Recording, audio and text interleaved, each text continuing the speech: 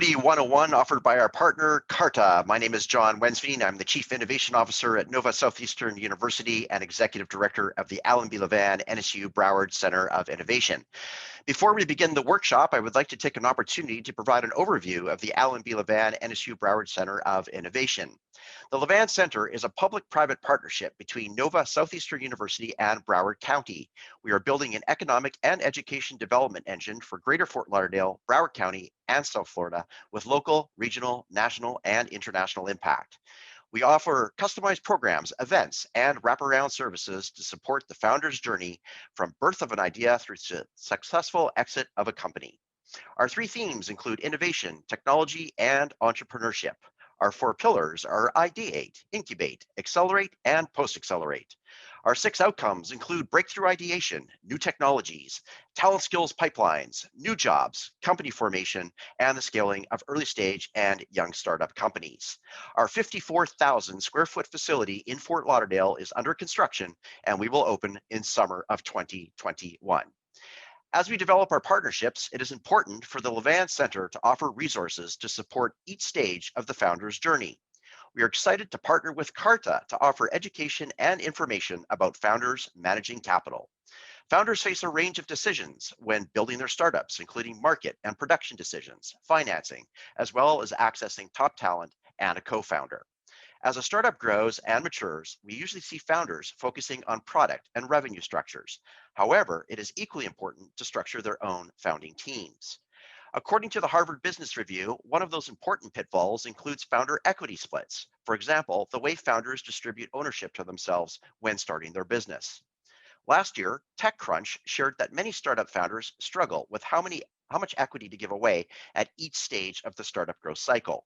In many cases, they end up giving up too much equity at an early stage of the company in return for little capital. As we position the Levan Center as a valuable resource for the startup community here in South Florida, we are excited to be offering this workshop powered by Carta, Equity 101, Funding Your Startup. It gives me great pleasure to welcome Rachel Alexander, Head of Accelerator Development, and Kelley, Oreglia, Director of Business Development, who will lead today's workshop, Equity 101, Funding Your Startup, with the underlying message on the importance of a well-managed cap table. Welcome, Rachel and Kelley. I will hand the reins over to you. Thanks, John. I will go ahead and share my screen here. So just to kick things off, thank you so much for having us. We're so excited to be here today. This presentation is really centered around giving you some basic information about your cap table, why it's important, how you should set it up, and then towards the end, we're looking at some examples and tools that are available to help you get your cap table started right from day one of your company.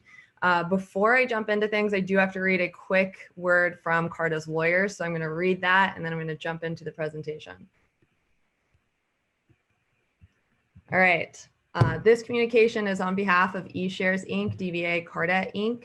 This communication is not to be construed as legal, financial, or tax advice and is for informational purposes only.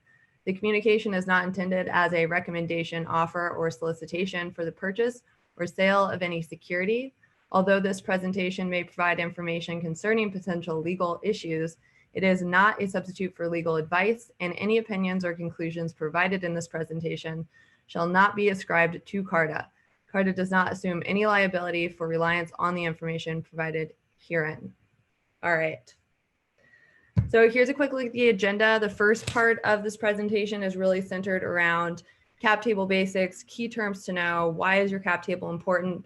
The second part of the presentation is examples of how cap tables are built, and again, tools that you can use to help build your cap table right from day one. We'll likely have time for questions and answers at the end. If you do have a question, feel free to type it into the chat box. Rachel's going to keep an eye on that for me. And I think John's going to help us run the Q&A after the presentation. So first question, what is a cap table? So your cap table is essentially the investing story of your company, right? All the different equity structures, so your preferred shares, your common shares, your option pool, and who owns what in the company, right? And, when you start, it's going to be very simple. Maybe yourself, a co-founder, a consultant you bring on early, a safe note that you do really early on. And then it'll grow. You'll have your Series A, Series B. It gets much more complex. And because of that complexity, small errors in your cap table will compound as the cap table grows. And that's why it's so important to make sure that your cap table is super accurate and well maintained from the early days of your startup. And let's start with an uncomfortable fact. Most cap tables are wrong. So at Carta, we look at thousands of cap tables, hundreds of new companies onboarding every month. And our onboarding team will tell you that most of the cap tables they see are inaccurate. And a lot of times those are really small discrepancies with what's been issued to an employee and what's on the cap table, or a vesting schedule's off by a few days. And those are really easily fixed. And sometimes it's larger errors, like something being issued out twice and needing to be retracted, or numbers being off.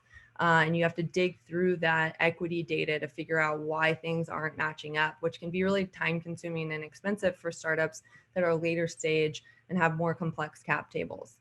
So again, what we're hoping to do today is help you avoid some of those mistakes and set your cap table up so that you have an easier time with hiring and finding investors and speaking to your own company's equity story. So why is your cap table important? So going over these, I think number 1, 3, and 4 you're looking at all kind of have to do with your investors, right? So first is it helps you raise money. If you can tell your company's equity story to an investor, they're going to be more ready to hand over the financing that you need, right? And the second part of that, number 2, is retaining and hiring employees. Early stage startups, a big part of your recruiting is going to be issuing equity to potential employees.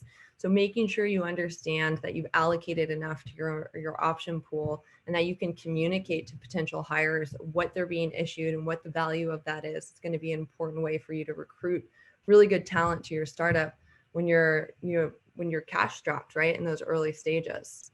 3 and 4, again, it's talking to your investors, talking to your employees, being able to communicate the equity story of your company and present that really cleanly to potential investors. And 5, I kind of touched on already. As your company grows, your cap table is going to get more complex. So it's really important to start with that day one mentality of setting up your cap table correctly and really paying attention to those details as your company grows. And last, it's a central repository. As your company grows, there's going to be more people involved in the management of your equity and your cap table, right? At the beginning, it may just be you maintaining your cap table. And then at some point, you'll bring in a law firm. At some point, maybe an accounting firm. And you want all of those people looking at the same information. You don't want multiple copies of your cap table floating around that may have discrepancies. So making sure you know what the most accurate copy of your cap table is important. All right, so the next few slides are key terms to know. It's like 4 slides. We're going to go through some kind of cap table adjacent terms that you should be aware of when you're thinking about your cap table. So first is common and preferred stock. So cap tables have different share classes. Common is what's typically issued to founders and employees. It is paid out after preferred shares. There's no voting rights with common shares. Preferred is what's issued to your investors. So you'll have your preferred Series A, your preferred Series B, and then you'll have your common class, which has all the employees that have exercised options in there. Your pre and post money valuation, it's pretty self-explanatory. It's what is the value of the company before financing round? And then the value after is that pre-money valuation plus the cash that was raised in that financing round. Let's dive into option grants really quick. So when you are issuing an option to an employee, you're not giving them shares in your company, you're giving them the option to buy shares. And the benefit of an option grant is that you issue it on the grant date. The employee buys the shares at the price of the share on the day that the option was granted, which for startups can mean a lot of added value if the employee's been there for several years, right? If they join the company really early on and the company is not worth any money, and now you've gone through financing events and you've built product and the company is worth a lot of money, the employee is still paying the price for that share that it was issued on the grant date. So the first stage is a grant. That's the day that the employee receives the option. The second and the third, the cliff and the fully vested, have to do with the vesting schedule. Most commonly, we see a 4-year vesting schedule with a 1-year cliff. That's our most common vesting schedule. But you can do all sorts of different vesting schedules. You can also do milestone-based vesting schedules, which is more common with contractors, where you are issuing equity based on the completion of a project. So you can do both time milestone-based vesting. A 4-year vesting schedule with a 1-year cliff means the employee starts on January 1st, 2021. Their cliff ends on January 1st, 2022. The reason you do that is you don't want to issue 1,000 options to an employee, have them show up on their first day of work, and then quit on day 2 and be able to take those shares of your company with them without contributing to the success of your company. So what you're saying is, we're going to give you these options, but you need to stay at the company for a year before you have access to any of them. So after that first year, they'll get a quarter of their total option grant. And then over the next 3 years, it'll vest monthly until after the end of the 4th year, they have access to 100% of what was granted to them on their start date, on that grant date. So for exercise, so an exercise means that the employee is exercising their right to buy the shares in the company. So they're taking that option and they're saying, yeah, I want to use my option to buy my shares. You can either do that early exercise or exercise after vest. Early exercise just means they're exercising the option before it's fully vested. And that's totally up to the company and how you want to structure your equity plan. Once they've exercised their options, the last step is the sale. And for private companies, that really depends on the company having some sort of event that allows the employee to sell their shares in the company. That can be a liquidity event, so some sort of a structured event the company runs that allows either existing investors or new investors to come in and buy shares from employees. It can be a merger, an acquisition, an IPO process, some event that allows the employee to sell those shares. And that's a full cycle of an employee option grant. And it's really important to understand these terms because you're going to be the one explaining that to employees that you hire and issue equity to. And you want to make sure that they understand the value of those shares in the company that they're getting options to. Price per share is the price per share in the company. So it's the pre-money valuation divided by the fully diluted cap table. To jump down to fully diluted capitalization, that is the entire equity in the company. So your cap table will have everything that's been issued out, right? So all the employees that have been issued options, all the investors that have been issued shares. A fully diluted capitalization also includes what has not been issued out. So any shares that have not been issued yet, any options in the option pool that have not been issued yet, that's your fully diluted capitalization. Your stock plan allocation is what have you allocated for your option pool. So you need to set those shares aside before you start issuing equity to employees and make sure you actually have the shares to back up those option grants. 409A valuation. So we talked about pre and post money valuation. A 409A valuation is when a third party firm comes in and validates the value of the company. And the reason for that is obviously as the company, you are biased towards the value of the company. So what they do is say, you need to have a third party come in and set the fair market value for the shares. And that's really something to protect employees to make sure they're not being issued options that are over or undervalued. And if you are a C corporation and you're issuing option grants, you are required to have a 409A either every 12 months or every time the company goes through a material change, which could be a financing event, an FDA approval, anything that's going to materially change the value of the company. Carta does hundreds of valuations a month. We've seen all sorts of different kinds of companies, pre-revenue companies, companies that have entirely new products. Our team has ways of valuing all sorts of different companies. So if you have questions on that, you can always reach out to Carta. But you want to make sure that you're either talking to your legal counsel or your peers and making sure that if you're issuing option grants and you are a C Corp, that you know if you need to have a 409A evaluation done or not. Ownership percentage, pretty straightforward. It's what percentage of the company do you own?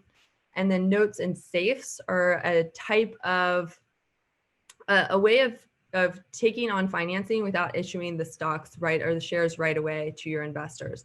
So what you're saying is you need that financing and you're going to convert that safe into a share upon the first actual financing round. And we'll talk about notes and safes a bit later. We see them very, very commonly with early stage startups. And the most important thing to know with safe notes is that you really need to understand that conversion rate. What is the safe note going to convert to in shares upon that financing event? Make sure that you're not over diluting the company, because that can impact how much of the company you as a founder have. And we'll talk about that a bit later. Okay, so now that we've done key terms, we're going to do a couple common questions that we get from early stage founders. So what if I have no plans to take on investors? Do I still need a cap table? Obviously at Carta, we love cap tables. We're a little biased, so we're gonna say, yes, you do. We also have reasons as to why you need a cap table. The first is to clarify your ownership to your business partners, right? When we talk about co-founders, a lot of times you'll see like some back of the napkin agreement about the split in equity. You really wanna make sure that that is documented. You have the legal documentation, you've talked to your co-founder, you understand what that equity split is going to be. And so the top reason, even if you're not taking on investors, is that you and your business partners understand ownership in the company, even just between yourselves. The second is incentivize current and prospective employees. You can still issue equity to your employees, even if you never plan on taking on investments from investors. And it can be a really, really great recruiting tool. So making sure you have a cap table allows you to choose to issue equity to employees at some point. You're leaving that door open. 3 is just preserve optionality, right? And being prepared for M&A opportunities, right? If you have your cap table and it's set somewhere, you're leaving the option open for all of these possibilities. Our company is a 2-pizza team. Who is responsible for the cap table? So the answer to that is it's going to change at different stages of your company. When you start and it's just you and your co-founder and maybe consultant you've brought on, you can manage the cap table on your own, whether you're using a software like Carta or an Excel spreadsheet. With some, work with a legal consultant, you can manage that cap table. So early stage, it's usually the founder and some outside counsel help. Once you start raising your Series A, your Series B, you'll have a head of finance and ops that's most likely working with your law firm to maintain the cap table. Series C plus, CFO, you have an internal general counsel, and then enterprise, again, CFO, general counsel.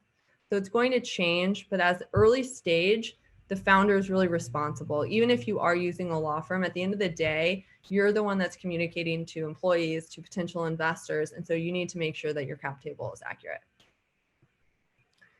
For taking the lean approach, what are the costs of keeping a clean cap table? So that's really up to you. Again, at the end of this presentation, the second half, we're going to look at examples of cap tables and then tools that are available to help you build your cap table. And so you can take a few different approaches, right? So with Carta, right, it costs money, but the flip side of that is you're getting a really structured cap table. You can use Excel, which is free. The flip side of that is it's very easy to have manual data entry errors in that. But I think the thing to think about more is not the direct cost of the actual cap table, but the potential cost of fixing an error down the line. And that's where Carta takes this day one approach. We've seen a lot of cap tables come in where the company is ready to do their Series A or their Series B, and they haven't updated their cap table for several months. And now they're working with their law firm, which costs them money to go back and update every option grant that's been issued out. Any sort of change on the cap table has to then be manually updated. So, and if there's an error, that can even accrue more time and cost to get it fixed. So what we always say is take a day one approach, think about setting up the lifetime cycle of your cap table and your equity. So it's hard to put a dollar amount on that, but there's a lot of options out there and you have to weigh the pros and cons of all of them, including the cost. This is the one plug I'll make on Carta. We do have a free option for early stage companies that have raised less than $1 million and under 25 equity holders. And we have a special link for NSU. It's up here on this. And I believe the NSU team has this link as well that they'll be sharing. But this is a great way to get started on Carta. It gives you all of the cap table tools that you need to just get your cap table set up and rolling. All right, so let's look at some examples of cap tables. So I mentioned this one before. It's our company A. It's the back of the napkin example. So in this one, you see $100,000 for 5% of XYZ Corp, and Reed and Jack have signed the napkin. This is not a legal document, would be the biggest problem with it. So what you would want to do if you're sitting at home and you have a back of the napkin cap table, you probably want to find some legal counsel and get some legal documents behind that, and then get your cap table into a structured situation. The problem with this obviously is this napkin can get lost. You can spill water on it. It's not a very secure way to be dealing with the equity of your company. Company B is the dilution example. So this is what I was talking about with safe notes and understanding how that dilution is going to impact the company upon the conversion of that safe note. You really want to understand how that safe note is structured, and when that financing event happens, exactly how many shares are going to be issued to that note holder and how that's going to impact the rest of the equity in the company. There's a lot of tools online to help with this. Again, we always recommend talking to your legal counsel. Carta does have a safe and note calculator. It's at safes.carta.com. You can plug in the terms of your safe note and it'll help you calculate out what that conversion is going to look like. The next is an Excel cap table, find the heir. So you can see the total authorized shares in this company is 10,000 shares, but the total that's been issued out is over 10,000. So that would be you're over allocating shares that you even have available to issue out. And that's an example of one of the errors that we see when we're looking at Excels. They're not usually as blatant as this one. It can be small, it can be off by 1 or 2 on a few different line items, but when you add up, if you have 100 share or stakeholders in your company and a couple of them are off, that's going to add up at the end. All right, time to build. So this is the last section of the presentation, and this is where we look at the tools that are available to you to get your cap table started. So whether you are very, very early stage, you haven't really thought about your cap table yet, and you're looking at options, or you already have a cap table, but you want to know what else is available or what the next step of your cap table's life cycle is, we're going to go over some of the tools and options that are available for you. So the first thing is to work backwards. You want to make sure that you have all the documents that you need in order to create your cap table, right? So the first step, again, is finalizing your understanding with your co-founders. How much of the company do you own? How much of the company do they own? Your incorporation documents, right? Your certificate of incorporation, your articles of organization, etc. Sorry, excuse me.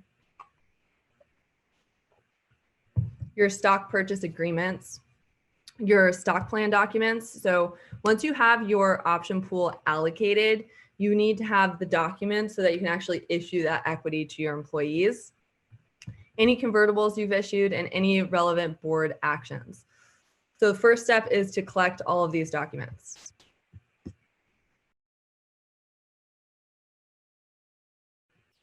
Sorry. Okay, so one is build from scratch. So the pros of building from scratch is you can really build to your specifications from the start. The con of this is it's hard to collaborate on and to maintain the cap table in Excel.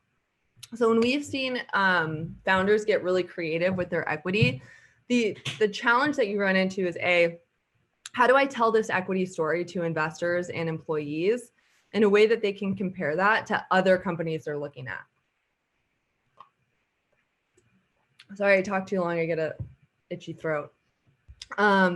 So if you have an employee or a potential employee that's talking with 3 different startups, and the other 2 startups are issuing very common like ISOs, 4-year vesting schedule, and you're offering something really unique and different, you may think of that as a value add, but that employee's going to have a really hard time comparing that equity structure with what they're getting from the other 2 companies.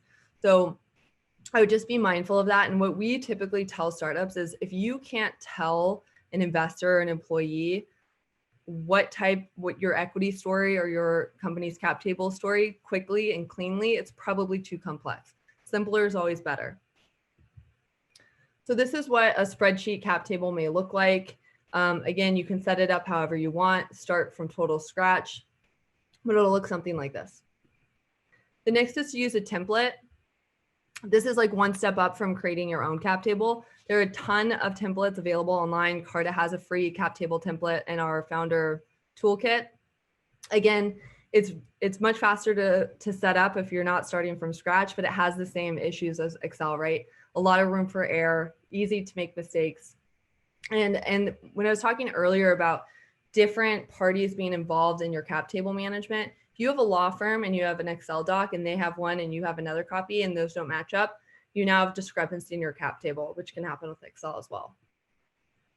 This is Carta's template. Again, if you just Google free cap table template, you'll see a lot of options. So if you are going to go the route where you're going to build your cap table in Excel, I would definitely recommend going with a template over just creating one from scratch yourself. The third option is cap table software. Obviously, Carta, we're biased to option 3. This is what Carta is. We are cap table software. It is the easiest way to get your cap table set up and updated. The only con of that is it costs money, like we discussed before. And with that, I'll wrap things up with the first year discount. So we do have a couple of deals for NSU. I believe the NSU team has the information on this and we'll be sending it out to folks. But you can visit this link if you do qualify for launch, or you can email Rachel and I at partners@carta.com to access either of these deals. And the last thing I'll mention before we jump into Q&A is just the Carta resources. We have a ton of great resources for founders on our website. We have all of these Equity 101s, key terms, things to know are on our support site. We also have a founder toolkit that includes the cap table template and a few other tools that are helpful to early stage founders that are just getting set up. The safe and note calculator is great, whether you already have a safe note or you're looking to add one to your cap table. It's a great tool to go in and make sure you understand. And then we do have our Carta startup stack, which includes AWS credits. You can check that out. We work with a ton of other great service providers to offer perks to founders, whether you're a Carta customer or not. On some of those, you can still take advantage of them. And with that, Rachel, did we get any questions in the chat, or John, do you want to open things up to Q&A? Yeah, so I do have some questions that have come through and have some of my own as well. And I appreciate the napkin example. So my background is in the airline business. I have a huge passion for the startup world with air carriers around the world. And it's interesting that Southwest Airlines, probably the most famous story of a successful startup, started on the back of a napkin with the initial co-founders. And I've always appreciated that story and learned a lot of lessons that that's just not the right way to do things as you move forward. But I have some questions that I'd like to pose to you, and they're somewhat generic in approach, so feel free to answer the way that you're most comfortable. But I've been an entrepreneur myself, and I've had a number of challenges along the way, and some successes and some failures, and one very big success. But one of the things that I realized as I matured as an entrepreneur is that I was very focused on my entry strategy, or the people that were around me very much focused on entry strategy when we were starting our initial businesses. And as I look longer into my career, I started to focus more on exit strategy. And I'm curious that if I'm an entrepreneur and I'm very focused on my entry strategy, when do you think about exit strategy? Should that be at the beginning of when you're starting your company? And how does this relate in terms of equity longer term? So I'm trying to plan ahead, knowing that I'm really concerned about keeping the lights on today, but at the same time, where am I going long term? And how does this equity discussion relate to that exit strategy? Yeah, that's a great question. And I'll use an example from, I believe it was Uber. When they were prepping for their IPO, they had to take a full page ad out in the New York Times saying, if you have shares in Uber, please let us know. And I think that is a great example of a company that didn't have a great cap table. Obviously a good company otherwise, but I use that example because I think it really cleanly paints a picture of what happens when you're not thinking about the exit strategy from day one. And like I said, your cap table is compounding, right? So anything that you do today is going to be on your cap table after your Series A, after your Series B, after your Series C. When you start to get to the point where you're thinking about that exit strategy, what you don't want to happen at that point is to have to call your law firm and say, we need to go through 10 years of equity data to figure out exactly who owns what before we go through the IPO process or an M&A process, right? And I think something that early stage founders don't know is there's a really, really thorough due diligence process that companies go through when they're prepping for exit events. And it's a process of going through the company's financials, their cap tables, everything, and making sure everything is really buttoned up before they go through that process. And so, when your cap table is super clean and you know exactly where everything is and who owns what, and you know it's accurate, it's going to save you so much time and so much money down the road. So even if you're like, I'm 90% entry strategy right now and 10% exit strategy, as long as you are thinking about that 10% even from day one, you're going to save yourself time and money down the line, right? And that's the ultimate goal of every startup, right? You will at some point need to be thinking about your exit strategy. And so it's one of those things, if you're pushing things under the rug, they will come back at some point. So I would say that's what we see most commonly is companies that have really managed their cap table well have a much easier time with that process. And I appreciate that response. And I know the names like Google and Facebook, Microsoft, Amazon, you mentioned Uber, they come up all the time by entrepreneurs, especially in the technology sector. And that's my aspiration. That's what I want to be. And we also know it's the few and far between that make it to that level. But I know that one of the questions that came through earlier to me was around the subject of dynamic equity, and those types of organizations I'm told are successful using dynamic equity models, and maybe the terminology changes in different parts of the world. But is that something that you're familiar with or could expand upon what that means? I haven't heard that term before, dynamic equity structures. In some cases, it's restricted stock units, maybe another terminology. Yeah. RSUs. So we typically see companies start issuing RSUs when they're later stage, a bit more mature. It is a good strategy. I wouldn't get too much into the detail of exactly when. I think that the easiest equity to issue at the beginning is probably more typical ISO, NSO, but it's really up to the company. And what we always say is talk to your legal counsel and talk to your peers about that. Carta tries to avoid, because we're a software platform, right? We're not a like CPA firm or an equity service provider. We're just the software layer behind it. We try to avoid giving direct equity advice, but we do see RSUs in later stage companies. And so that's interesting too. When you talk about legal counsel, and I know for a fact that we have a number of lawyers that are actually listening to the workshop here today that are very much focused on entrepreneurship. As an entrepreneur, do you have any guidance or recommendations in terms of how I identify the right legal representative or firm for what I'm going to be able to do? Yeah. So I would say majority, probably like 95% of Carta's customers have their law firm on their Carta account. Law firms are power users. They're the ones going in and drafting option grants, issuing option grants, drafting board resolutions, etc. We get that question from early stage founders all the time. They'll actually come to us and ask us, do you have a law firm that you work with or has a lot of clients already on Carta in my area? And we can make that recommendation. So I would say, look at the tools you're using. Are any of the software services that you're using working with a lot of startups and can make a recommendation for you? Ask your peers. Make sure that that law firm has a technology practice. They have other startup clients. You're not their only startup client, would be my recommendation. And ask your peers, right?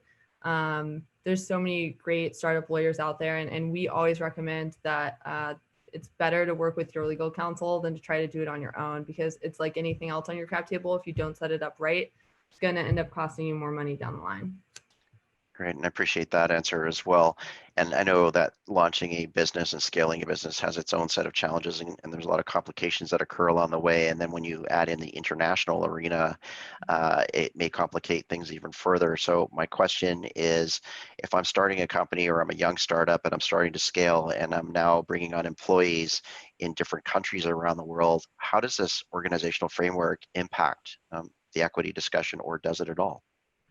It does, right? So there's going to be different tax implications for that employee. There's going to be, it does get a bit more complex. So if you're hiring employees internationally, I would definitely say get a law firm that has an international presence and they're familiar with that.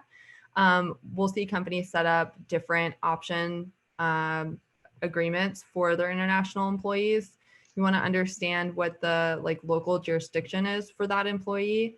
If you're using a software like Carta, are they going to have any issues with accepting that electronic option grant? How are they going to exercise, right? So your domestic employees may be able to exercise online. You may have to have a different process for your international employees. But a lot of companies have international employees these days. It's not a huge lift to be able to issue equity to them.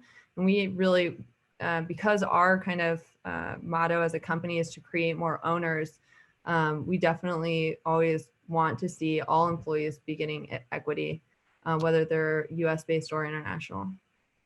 So a scenario was just dropped into the chat box, and I'll just try to paraphrase and take it in a slightly different direction. But as a company starting out or growing, and we don't know what the future looks like in terms of our success. We're going to be wildly successful, moderately successful, maybe not so successful.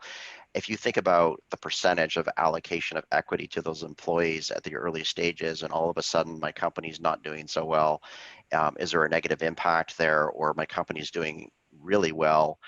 Does that also impact the agreements that I already have in place, or am I in a position, I guess is what I'm really trying to say, to renegotiate the terms of that? Or is that something that we need to think about at the very early stage when we're actually putting the content of agreements together?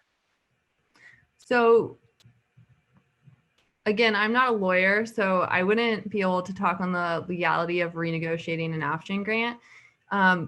The impact on your employee, right, is really not until they exercise. If they have options in the company and the company is doing really well or not so well, the employee hasn't paid for those options yet.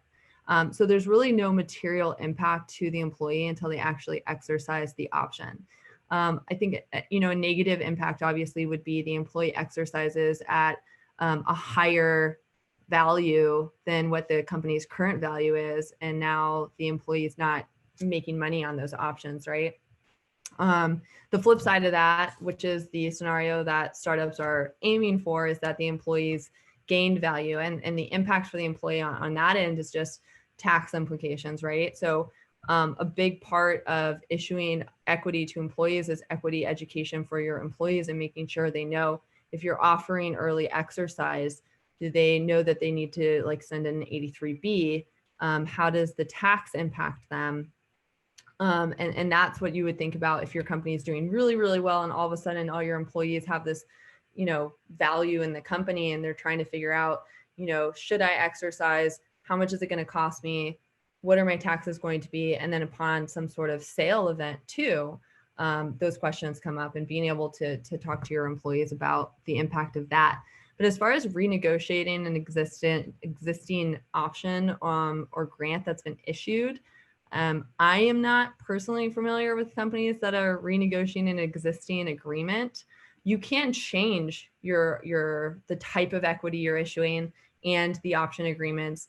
Companies very rarely will be issuing the same exact option documents from day one to, day 5 years down the line. Maybe you're switching from an ISO to an RSU.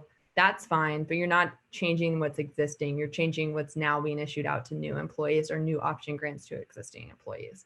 But that's a really important question to think about, right? Because when we think about our cap tables and you're thinking about, okay, how much of this equity do I want to set aside for my option plan?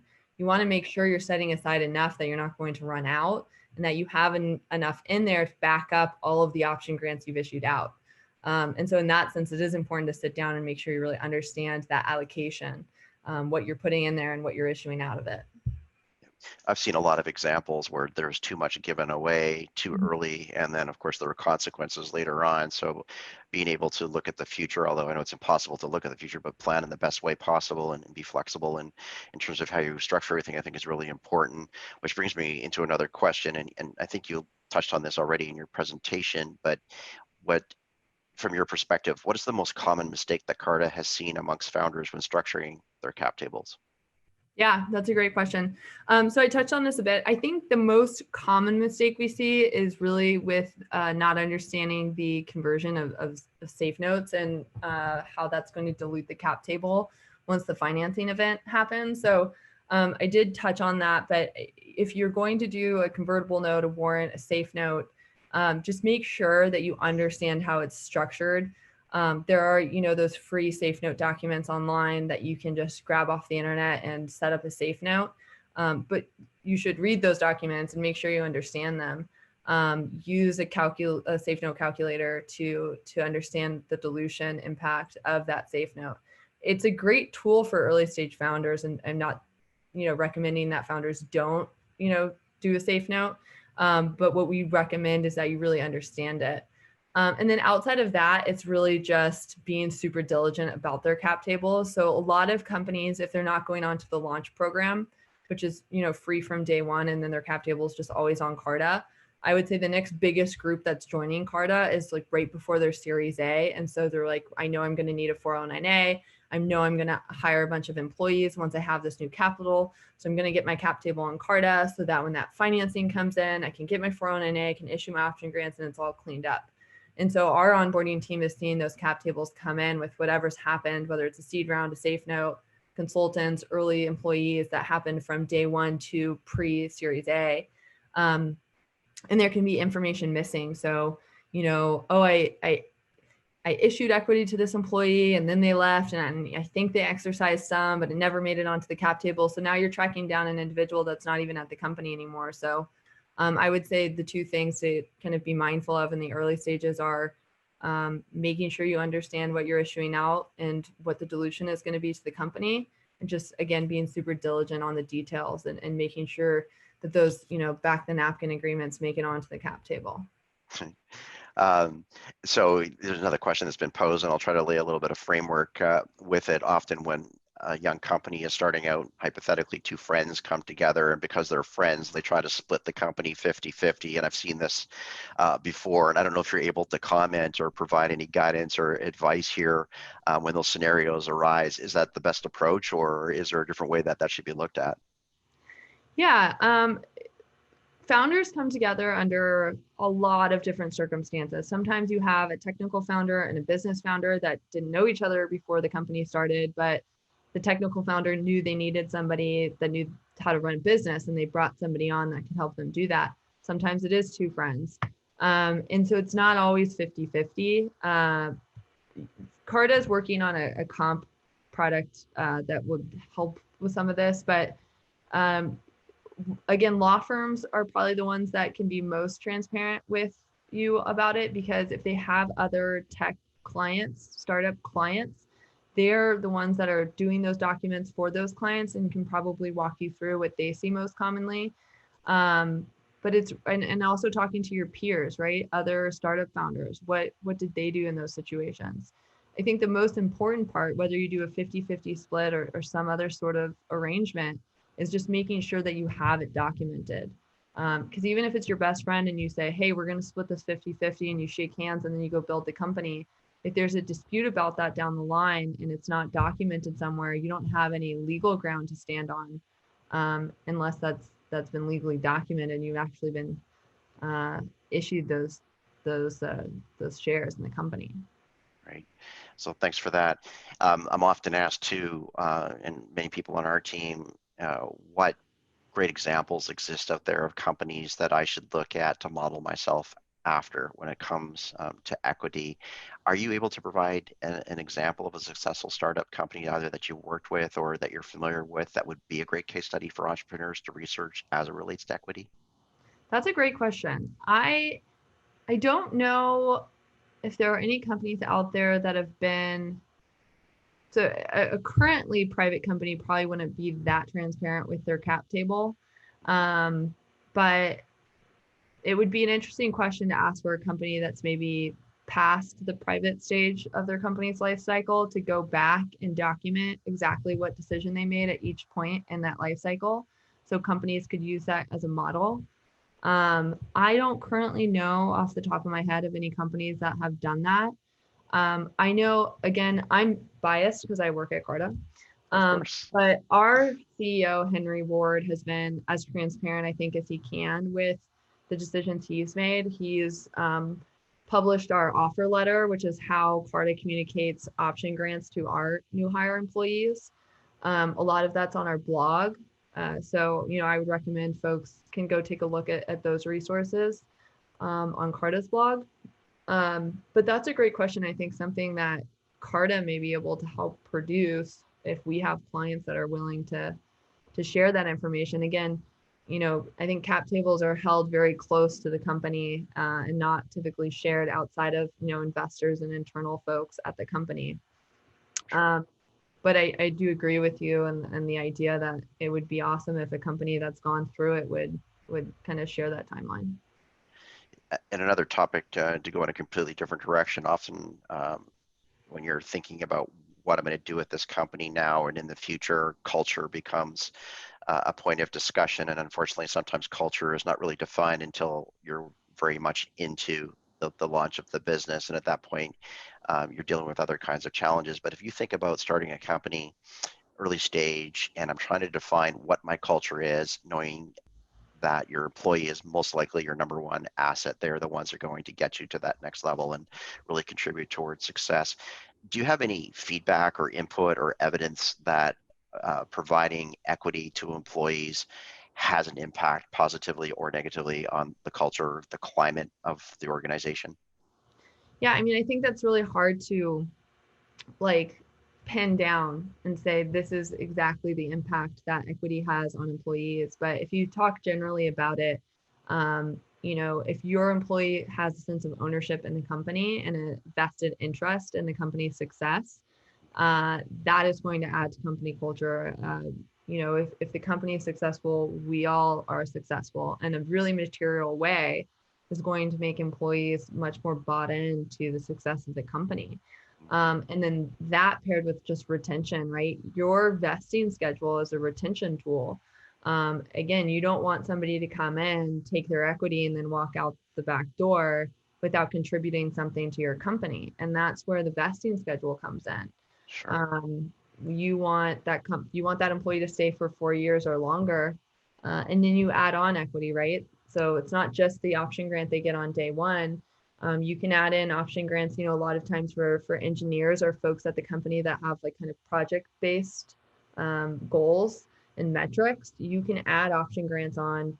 A single employee can have multiple option grants. They can have a time-based vesting that they got on their hire date that vests over 4 years. And then they can have a second option grant that's milestone-based that they get when they complete a project, like a new product rollout. For a marketing team, it could be a website update, whatever the example is, giving folks those incentives to retain them and make sure they're, finishing projects and staying with the company and they're bought into the success. And also that as the founder, you're sharing that success with your employees, I think is a big culture point as well. Mm-hmm. And if you think about different types of entrepreneurial models around incubation and acceleration, there are obviously different modules that somebody may learn about. And I'm curious, from your perspective, is there enough content and information generally being distributed in these types of programs, or is there room for improvement? I'm just curious about your view of the landscape in terms of educating entrepreneurs on what they need to know around the subject of equity, and if we're doing a good enough job in the entrepreneurial ecosystem, or should we improve upon that? And if you have ideas on how we could do that, open to that part of the discussion. Yeah, so Rachel, who's on the line as well, is our head of Accelerator Strategy. And so we see that as a really important part of our partner network because Carta is best utilized in the full life cycle of a company. We see our accelerator and incubator partners as helping us get in front of companies from the very first day that that company is even in the ideation stage. I do find, every accelerator is different, and we always offer to give these equity 101 talks.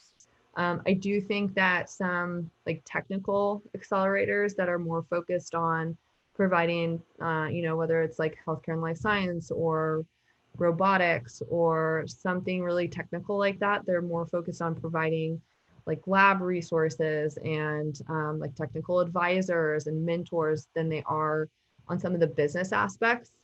And it's a really important part, even if you have a super technical startup, to make sure that your business is on solid ground as well. And so we tried to make sure that we're either doing these sorts of Equity 101 webinars or at least providing the content to every accelerator that we partner with to make sure that that information is making it to those founders. Carta ourselves actually has a goal this year to educate 100,000 people in Equity 101. And so every event we do like this helps us towards that goal. And that's how important we think it is to founders and early stage employees. So I'm curious, Rachel, as the head of Accelerator Development, what you can add to that conversation. I think Kelley did a really great overview. Is there anything else that you'd like to put in there? Yeah, absolutely. So, what we've seen, we work with many different types of accelerator programs. You have your traditional accelerators with, that 12 to 16 week program with very structured curriculum each week on a different topic.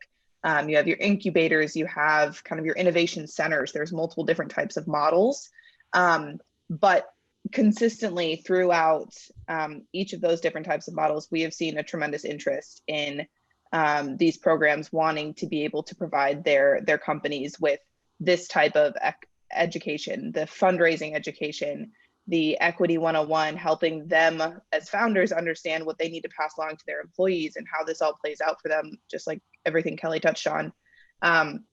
But there's definitely that, right? You get into one of these programs to help your business be successful, to help your company grow. And a key component to that most of the time is, once you finish the program, all right, you're launched, you're going to go continue to build, you're going to fundraise. And usually fundraising is a key component at the end of a lot of these programs. And maintaining a clean cap table is absolutely key and can help your fundraising process go a lot smoother. So we are seeing lots of interest and a very warm welcome to from programs to just help spread this thought leadership and education that we have, and that's what we're trying to do. And appreciate the mission there. And what I'm finding is the entrepreneurial ecosystem nationally and internationally, it is growing every single day and become much better linked. And entrepreneurs today have access to so many wonderful resources like Carta that just didn't exist not that many years ago.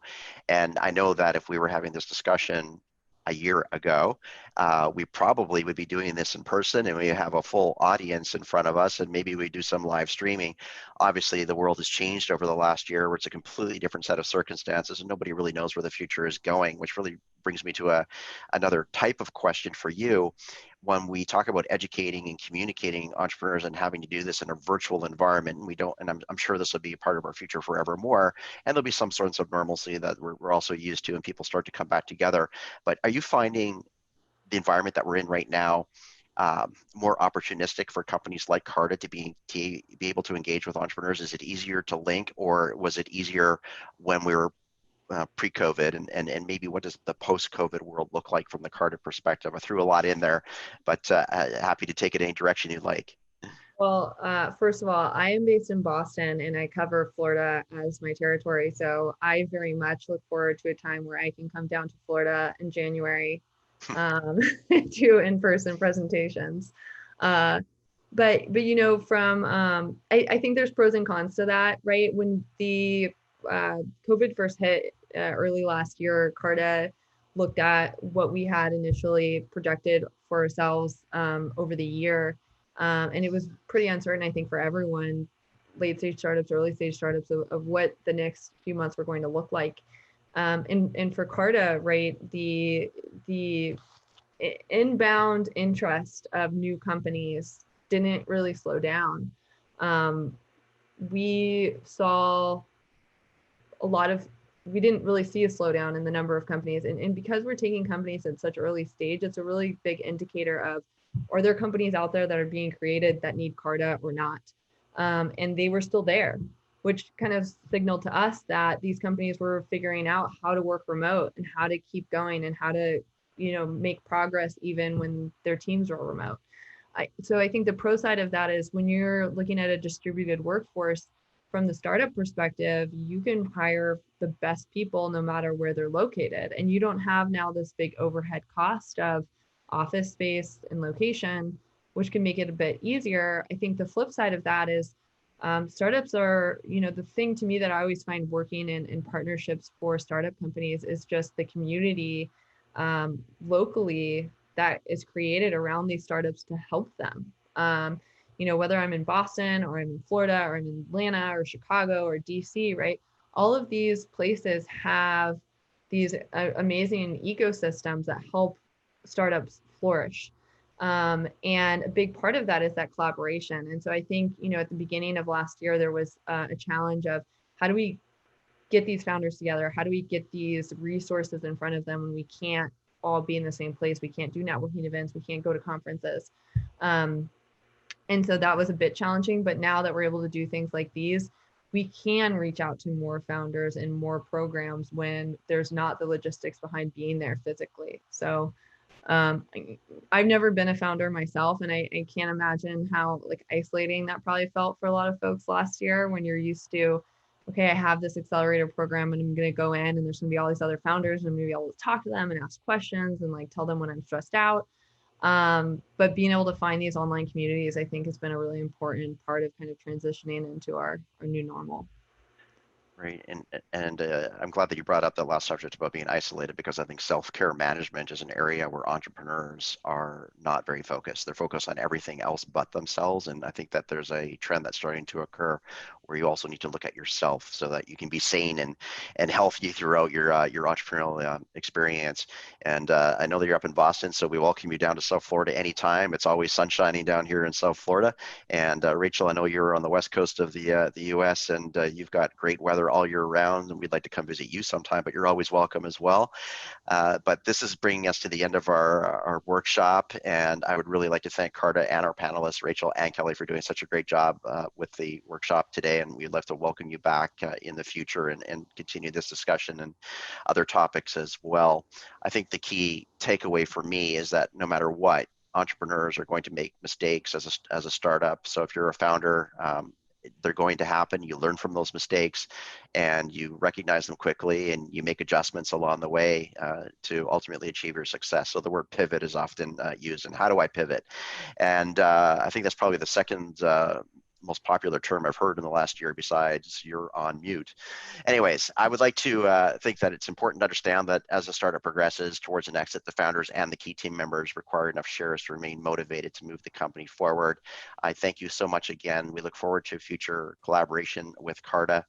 And as a reminder, the Alan B. Levan NSU Broward Center of Innovation will physically open this summer, but in the meantime, we are offering scheduled virtual events on a weekly or bi-weekly basis.